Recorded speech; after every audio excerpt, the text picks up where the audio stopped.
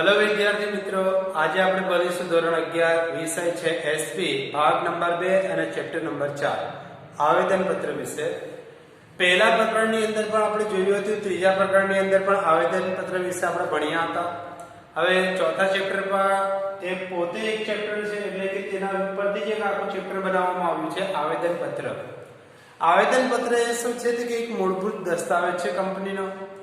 એટલે કે 2013 ની અંદર જે પણ નીતિ નિયમો બદલવામાં આવ્યા હતા તે નીતિ નિયમો અને નિયમોના આધીન રહીને આવેદનપત્ર વિશે આપણે જોઈએ। હવે તો આવેદનપત્ર એટલે શું કે કંપની 2013 જે પહેલા વખતની હિસાબથી આપણે નિયમ પ્રમાણે જે પણ રજૂ કરવામાં આવતું એટલે જેને નોંધવામાં આવતું તે એની વ્યાખ્યા પણ અહીં આપણને આપી છે આવેદનપત્રની। તો આવેદનપત્રની આપણે વ્યાખ્યા પણ જોઈએ तो लॉर्ड कैंसर तेने आवेदन पत्र की व्याख्या आ रीते आपी छे कि आवेदन पत्र ए कंपनीनुं एक बंधारण छे अने ए बंधारण कायदा हेठळ स्थापायेली अधिकारीओनी मर्यादा दर्शावे छे। लख्युं छे अहींया कंपनीनुं बंधारण छे जे कायदा हेठळ स्थापायेली कंपनीना अधिकारीओनी मर्यादा दर्शावे छे। मर्यादा એટલે કે सीमा। એટલે કે આવેદનપત્ર વિશે આપણે પહેલેથી માહિતગાર છીએ। એના વિશે પણ આપણે જોયું હતું કે જ્યારે પણ કંપની પોતાનું અસ્તિત્વ ધરાવે છે ત્યારે તેણે આવેદનપત્ર અવશ્ય લેવું પડતું હોય છે અને જો આવેદનપત્ર ન હોય તો કંપનીનું અસ્તિત્વ થતું નથી। તો અહીં આપણે વાત કરીએ આવેદનપત્ર વિશે। તો આવેદનપત્રની અંદર તેના મહત્વની અંદર પણ આપણને 4 ટોપિક આપ્યા છે। તે 4 ટોપિક વિશે પણ આપણે જોઈશું। તેના પહેલા કે કંપની દ્વારા હેઠળ નોંધાતી દરેક કંપની માટે આવેદનપત્ર નોંધાવવું કેવું છે તો ફરજિયાત છે। એટલે કે જ્યારે પણ કોઈ કંપની અસ્તિત્વમાં આવે તો તે કંપનીએ પોતાના આવેદનપત્ર તૈયાર કરાવવું જરૂરી બને છે। આ દસ્તાવેજ છે। કંપની લાગતી પાયાની વિગતો છે જેની અંદર કંપનીનું નામ, રજિસ્ટ્રાર ઓફિસનું સરનામું, કંપનીનો ધ્યેય, કંપનીની મૂડી, સભ્યોની જવાબદારી વગેરે વસ્તુ દર્શાવવામાં આવતી હોય છે અને આ જુદા જુદા પક્ષકારો માટે એ મહત્વની છે। એટલે કે અહીં કહેવામાં આવ્યું કે આવેદનપત્ર જો ન હોય તો કંપની અસ્તિત્વમાં જ નથી। એટલા માટે કહેવામાં આવે છે કે ગમે તે કંપની અસ્તિત્વમાં આવે તેણે સૌથી પહેલા આવેદનપત્ર નોંધાવવું પડતું હોય છે।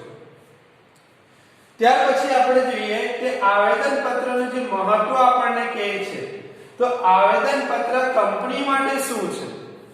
તો આવેદન પત્ર એ કંપની માટે એક અગત્યનો એટલે કે મુખ્ય પાયાનો દસ્તાવેજ છે જે ઇમારત ચડવામાં એટલે કે ઇમારતને બનાવવા માટે ઉપયોગી બને છે। કે જ્યાં સુધી તમે આવેદન પત્ર ન બનાવો, જ્યાં સુધી તમારું આવેદન પત્ર ન હોય ત્યાં સુધી તમે કંપનીની ઇમારત એટલે કે એક ઈંટ પણ ઊભી કરી શકતા નથી। એટલા માટે કહેવામાં આવે છે કે આવેદનપત્ર માટે કે કંપનીનું અસ્તિત્વ જાળવવા માટે કે કંપની બનાવવા માટે આવેદનપત્રનું હોવું જરૂરી છે। તે પ્રમાણે આવેદનપત્ર કંપનીનું બંધારણ અને કાર્યદક્ષ દર્શાવે છે, કાર્યક્ષેત્ર। તેની બહાર જઈએ તો પણ એ કાર્ય કરી શકતી નથી।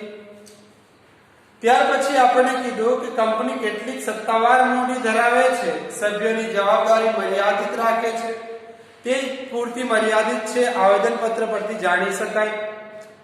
આવેદનપત્રની રજિસ્ટ્રાર ઓફિસની કલમ પરથી કંપની કયા અદાલતમાં અધિકાર ક્ષેત્રમાં આવશે તેની સ્પષ્ટતા પણ થાય છે। એટલે કે આવેદનપત્રથી આપણને ખબર પડે છે કે એ કંપનીનું કયા અદાલતની અંદર નામકરણ થયું છે તે પણ આપણે જાણી શકીએ છીએ। ત્યાર પછી આપણને એ કીધું છે કે એનું મહત્વ જે આપણને કીધું છે કે કંપનીની અંદર આવેદનપત્ર।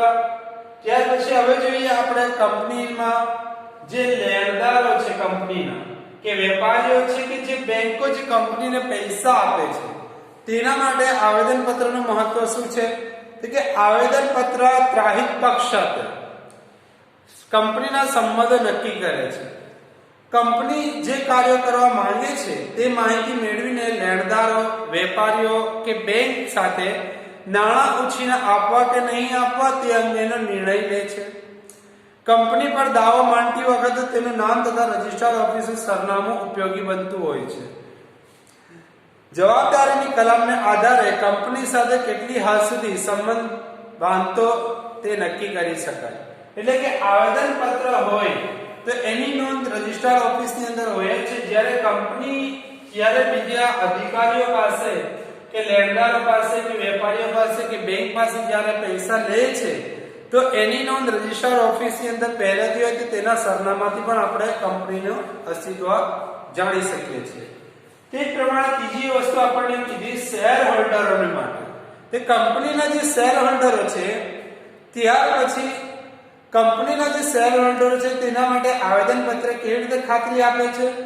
તો કંપનીના રોકાણ એટલે કે જે લોકો કંપનીની અંદર નાણાંનું રોકાણ કરે છે તે લોકોને આવેદન પત્ર બહુ ઉપયોગી હોય છે. કારણ કે કંપનીમાં રોકેલા નાણાંનો ઉપયોગ આવેદન પત્રમાં જણાવેલ પ્રવૃત્તિઓ માટે થશે. એટલે કે જે નાણાં એ લોકો રોક્યા છે તે પૈસા ફક્ત કંપનીના અંદર જે પ્રવૃત્તિ નોંધવામાં આવી હતી, આવેદન પત્રની અંદર જે જાણ કરી હતી એ જાણ પ્રમાણે તે પૈસા તેની અંદર જ ખર્ચાશે, એના વગર બીજી કોઈ વસ્તુમાં ખર્ચાશે નહીં.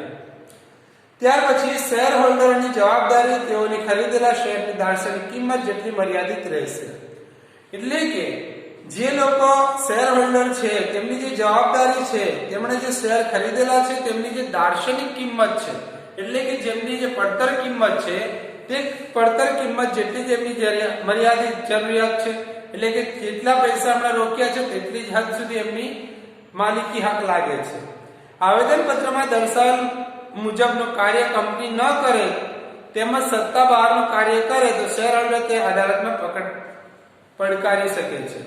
એટલે કે આવેદન પત્ર મુજબ જે પણ કાર્ય કંપની ન કરતી હોય, એટલે કે જ્યારે કંપની આવેદન પત્રના નિયમોના ખિલાફ જાય તો શેર હોલ્ડરો તેને અદાલતની અંદર એટલે કે તેના ઉપર કેસ કરીને અદાલતની અંદર ગેઝેટી લઈ જઈ શકે છે. એટલે કે અદાલતની અંદર તેના વિશે કેસ કરી શકે છે. ત્યાર પછી આપણને કીધું જાહેર જનતા માટે ચોથી વસ્તુ આપણને કીધી છે કે આવેદન પત્ર જાહેર જનતા માટે કેવું છે? તો સમાજની કોઈ પણ વ્યક્તિ કંપનીમાં નાણાં રોકવા માટે પ્રાથમિક માહિતી આવેદન પત્રમાંથી મેળવી શકે છે. આવેદન પત્ર એ જાહેર દસ્તાવેજ હોવાથી જરૂરી ફી ભરીને તેની નકલ પણ પ્રાપ્ત કરી શકાય. તેમાં દર્શાવેલ સરનામે કંપની સાથે પત્ર વ્યવહાર પણ કરી શકે છે. એટલે કે જાહેર જનતા માટે એટલે સમાજ માટે આવેદન પત્ર એક એવું છે કે જે વ્યક્તિ એના વિશે એટલે કે કંપની વિશે જાણવા માંગતો હોય તે અમુક જે ફીસ નક્કી થઈ હોય તે ફીસ ભરીને એની ઝેરોક્સ કોપી લઈને એના વિશે જાણકારી મેળવી શકે છે અને તેના સાથે વાર્તાલાપ કરવા માટે પણ પત્ર વ્યવહાર કરી શકે છે. હવે આપણે હિન્દીની અંદર જોઈએ आवेदन पत्र की व्याख्या यानी उसके बारे में बताइए और उसका महत्व यानी कि जरूरियात समझानी है. तो सबसे पहले इसकी व्याख्या हम देखेंगे. व्याख्या के अंदर बताया है कि आवेदन पत्र की जो व्याख्या हम लोग को बताई है तो जो कंपनी है उसका जो बंधारण यानी उसकी इमारत को खड़ा करना, यानी कंपनी की इमारत को खड़ा करने के लिए आवेदन पत्र जरूरी होता है. इसीलिए यहाँ पर लिखा है कि कंपनी નું બંધારણ છે, यानी कि आवेदन पत्र कंपनी को खड़ा करने के लिए एक दस्तावेज है जो कायदे से होता है, जिसकी वजह से कंपनी अधिकारियों से मर्यादित यानी कि कंपनी जो होती है उसके अधिकारी जो होते हैं काम करने वाले जो मालिक होते हैं, जो कंपनी को बनाने वाले होते हैं, उनकी मर्यादा को ध्यान में रखता है. उसके बाद उसका महत्व देखेंगे. आवेदन पत्र, ठीक है, आवेदन पत्र के अंदर हम लोग कहते हैं कि जब आवेदन पत्र अगर किसी के पास है तो कंपनी को बनाने की परमिशन मिल जाती है, जिसकी वजह से आवेदन पत्र होता है तो कंपनी का नाम, रजिस्ट्रार ऑफिस का सरनामा, कंपनी का ध्येय क्या है, उसका उद्देश्य क्या है, टारगेट क्या है, और उसी के साथ साथ में कंपनी की मूडी यानी पैसा और सभ्यों की जवाबदारी यानी जिम्मेदारी क्या है, तमाम चीजें आवेदन पत्र के जरिए से मालूमात होती है. उसके बाद अपने यहाँ पर देखेंगे उसका महत्व के अंदर सबसे पहले बताया कंपनी के लिए कंपनी के लिए आवेदन पत्र क्या है, तो मैंने पहले ही बोला कि एक मूलभूत दस्तावेज एक पाया है, यानी मेन दस्तावेज वही है आवेदन पत्र। आवेदन पत्र के बिना कंपनी बनती नहीं है, कंपनी को बनाने की परमिशन मिलती ही नहीं है। और दूसरी चीज इसके अंदर बताई कि जब भी कंपनी का बंधारण यानी कि जब उस कंपनी को बनाना होता है तो उसके एक कार्य क्षेत्र यानी कि उसकी कार्यसीमा देखी जाती है, यानी उसका काम देखा जाता है। जब उसको काम के हिसाब से देखा जाता है तो उसके बाहर के अंदर कोई दखल अंदाजी नहीं कर सकता। उसी के साथ साथ में जो पैसा यानी कि जितना पैसा वो धराता है तो उन सभ्यों की जिम्मेदारी जो होती है वो मर्यादित होती है, कुछ वक्त के लिए होती है।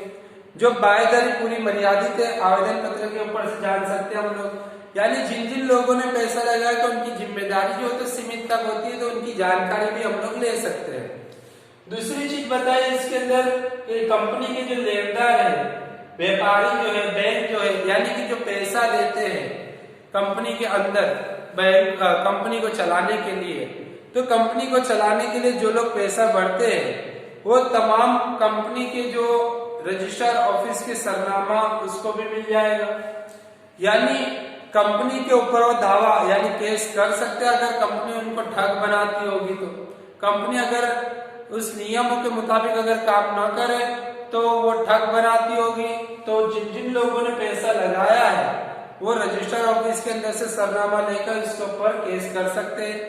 उसी के साथ साथ में जवाबदारी की जो कलम होती है उस कलम के हिसाब से कुछ हद तक के संबंध वो नक्की कर सकता है। उसी के साथ में तीसरी चीज हम लोग को बताया शेयर होल्डर। शेयर होल्डर क्या होता है कि जो कंपनी के शेयर होते हैं कि जो कंपनी अपने अंदर किसी को मालिक का रूप देना चाहती है, यानी कि जब कंपनी के पास में पैसा नहीं होता है तो उसी के पैसे दूसरों से लेती है। तो उसी के पैसे कैसे मिलते हैं उन्हें, तो वो शेयर बाहर निकालती है और लोग शेयर के अंदर इंटरेस्ट रखते हैं, शेयर खरीदते हैं, यानी वो कंपनी के मालिक बनते हैं। तो उसी तरीके से शेयर होल्डर को जो अपना पैसा रोकते हैं, शेयर होल्डर ने जो शेयर खरीदे उनकी दार्शनिक कीमत यानी उनकी जो कीमत होती है कीमत के हिसाब से उनको फिर से रकम मिल जाएगी। उसी के साथ साथ में अगर ये कंपनी अगर उनको ठग बनाती है, उल्लू बनाएगी, तो शेयर होल्डर जो होती है उनको अदालत के अंदर घसीट कर ले जा सकती है। चौथी चीज इसके अंदर बताया जाहिर जनता के लिए। जाहिर जनता जो होती है जैसे कि हम लोग के समाज के अंदर है कि अगर कोई व्यक्ति है, कोई इंसान है जो पैसा रोकना चाहता है, लेकिन पैसा रोकने से पहले उस कंपनी के बारे में अगर मालूमात हासिल करना चाहता हो तो वो आवेदन पत्र के जरिए से कुछ दस्तावेज की जो फीस होती है वो फीस भरकर आवेदन पत्र के जरिए से वह जानकारी हासिल कर सकता है। और अगर उसको वार्तालाप यानी कि बातचीत करनी है तो वो पत्र व्यवहार भी कर सकता है।